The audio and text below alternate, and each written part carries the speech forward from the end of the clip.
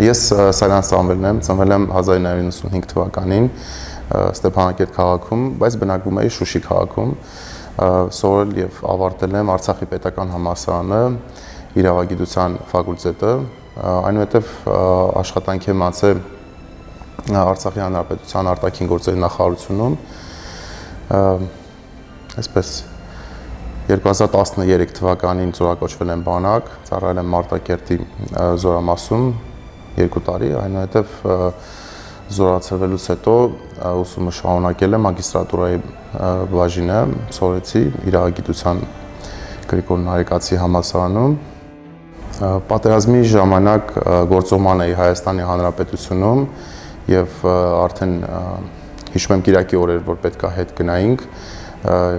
պատերազմի լուրը արդեն առավոտ ժամը այտենց կոնկրետ չեմ կարող ասեմ, ամեն դեպքում ընկերս ցանկես տեղեկացրեց առավոտ շուտ, որ պատերազմա ճիշտ է չենք հավատում, բայց արդեն համացանցով տեղեկացանք, որ քաղաքների վրա արդեն հրթիռակոծում են։ Միանգամից արդեն այդ նույն օրը միանգամից իմ ավտոմեքենայով տեղափոխվեցի, գնացի Արցախ։ Այդպես եւ նույն օրը արդեն գիշերվա կողմ արդեն համապատասխան զինկոմիսարիատից մեր տղաների հետ, մնացած խմբի հետ ուղղվեցինք դեպի Մադաղիսի շրջան։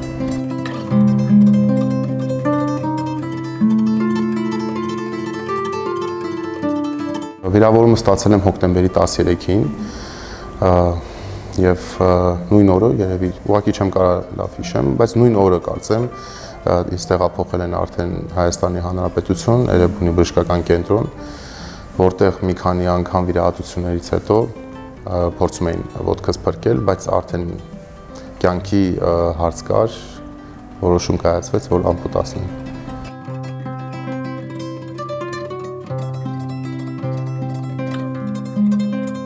Իհարկե ամենաառաջնային հերթում ընտանիքն է, ընտանիքի աջակցությունն է, բայց հատուկ ուզում եմ նշեմ, որովհետև Սարգիս Ստեփանյանի մեր ավագ ընկերոջ Հաշմանդամային սպորտի ֆեդերացիայի նախագահի եւ հենց իր ջանքերի, այսպես ասած, եւ օրինակի շնորհիվ մենք կարողացանք համախմբվել բոլոր այն տղաները, ովքեր ծանր վիրավորում են ստացել, պրոթեզավորվել են կամ առհասարակ ինչ որ վնասվածքներ են ստացել, որ անհրաժեշտություն կար թե հոգեբանական, թե ֆիզիկական վերականգնողական, փուլ անցնել, հենց Սարգիս Ստեփանյանի վիդեոները առաջինը, որ տեսա ռեանիմացիայում, վերակենդանացման բաժանմունքում մեր տնեցիկից ցույց տվեցին եւ իր վիդեոներից հետո արդեն մի միտք կար մեր մտքում, sense որ հանձնվել չկա, պետքա համախմբվենք, պետքա նորից վերականգնվենք, որովհետեւ բավականին գործեր ունենք կատարելու։ Ծանրամարտով սկսել եմ զբաղվել 2020 թվականին, չէ, արդեն երևի 21 թվականին վիրավորումից հետո արդեն մեկս մեկին ուրեմն էլի նույն օրինակին հետևելով մեր տղերքի արդեն որ իմացել ենք որ կա այսպեսի ֆեդերացիա եւ իհարկե Սարգիս Ստեփանյանին արդեն իր հաջողությունները տեսնելով, քանի որ աշխարհի Եվրոպայի բազմակի չեմպիոն է, այսպես ասած այդ օրինակի վրա արդեն ձգտումը եկանք ու 21 թվականից արդեն սկսեցինք զբաղվել կոնկրետ պրոֆեսիոնալ, այսպես ասած ամեն մեկը ձեռքի ուժ, ես կոնկրետ ծանրամարտի ուղղությամբ ավելի շատ, դեռևս ունեմ հաղթանակներ, Հայաստանի չեմպիոն 22 թվականին կարծեմ, եթե չեմ սխալվում, հետո փոխ չեմպիոն, այսպես ասած, բայց ձգտումը շատ է, որպեսզի արդեն ավելի բարձր, ուրեմն ցուցանիշներ ցուցաբերենք, ցույց տանք Եվրոպայում եւ աշխարհում, եւ դրա վրա աշխատանք կատարվում։ Ես սպորտով զբաղվում էի առաջ, մինչև վիրավորումս, ծանրամարտով զբաղվել եմ, իմ պապաս հայրիկս ուներ այսպես փոքր զալ, ասենց ասենք, ուղղակի դժվարում եմ ասել, որովհետև այն ծանր ժամանակահատվածներ հնարավորություն չկար, ինչ որ երկաթներից, այսպես ասած, մեր համար ստեղծում են հնարավորություն ամեն դեպքում, Շուշի մեր երեխեքի համար, այսպես պարապում էինք, հենց ինքն էլ պարապացնում էր մեզ։ Բայց այդ ինքը փրկար ծառայության պետ էր այդ ժամանակ, հա, ու նաև ինչ որ տրակած արդեն զինամթերքը, որը որ կշիռ ունի, ծանր է, արդեն տրակած, բայց անվտանգ, այսինքն հիշում եմ բերում էր ու մեր համար sense ծանր ինչ որ գործիքներ էր սարքում, որով կարող ենք պարապեինք եւ բավականին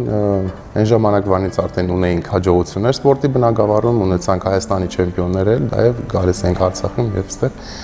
Բայց հետո արդեն ծառայությունից հետո աշխատանք եւ այլն թողեցի այդ ամեն ինչը, բայց վիրավորումից հետո մեր վերականգնողական կենտրոնի շնորհիվ, մեր տղերքի շնորհիվ, ովքեր որ իրար օրինակով, իրար հաջողություններով, ամեն մեկի հաջողություններով քաջալերեցին, հա, մեկս մեկին,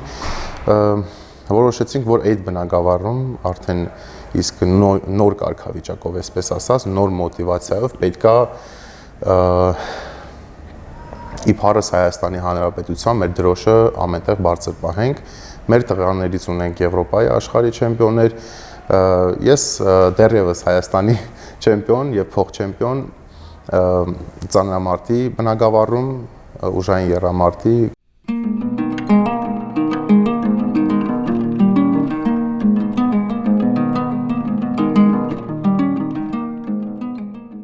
Եթե տրվում է երկրորդ շանսը, երկրորդ հնարավորությունը ապրելու,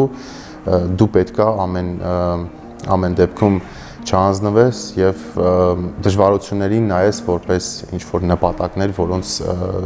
կամ ինչ որ կարծրատիպեր, որոնք ջարդելով, որոնք հաղթահարելով հասնում ես քո ուզածին։ Դրա համար դժվարություն չի ասի, կա ուղղակի որոշակի նպատակներ, որին կամաց հասնում ենք։ Մարզասրահում մեր վերականգնողական կենտրոնում իրոք անվանումը հենց հուշում է որ լեգենդների մարզասրահ, որովհետև իրոք կյանքի մահվան դեմ եւ համար, այսպես ասած, գրեւ տված մարդիկ են բոլորը այստեղ, դրա համար այսինքն մի միջավայրից էինք, բոլորս հասկանում ենք ամեն մեկիս ուրեմն հաջողությունը եւ դժվարությունները Եվ դրա համար մարզասրահը ուղղակի մեր համար տուն է, որտեղ որ ընտանիքի անդամներ են, որոնք իրար շատ լավ են հասկանում, ամեն մեկը իրար լրացնելով։ Երիտասարդ սերունդին խորհուրդ կտամ ամենակարևորը, քանի որ սպորտի մասին ենք խոսում, սպորտով զբաղվեն, գրանցեն հաջողություններ, նաև ամենահեշտ տարբերակներից մեկն է, վստահ եմ ամեն մի հայ իր ներսում ունի մի փափագ, որ Հայաստանի Հանրապետության եռագույնը դրոշը բարձրացնի միջազգային հարթակներում եւ մեր երիտասարդներին կոչս կլինեն, որ այս շատ լավ հնարավորություն է նաեւ սպորտը, որպեսզի ձեր երազանքը կատարեք, ինքը բացի ֆիզիկական կոփվածության, նաեւ հոգեբանական ամուր, ուրեմն դաստիարակություն է, հոգեբանական մեծ քեզ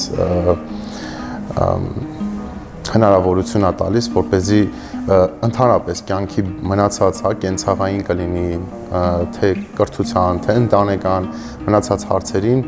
ավելի պատրաստված լինես ու կարողանաս հաղթահարել։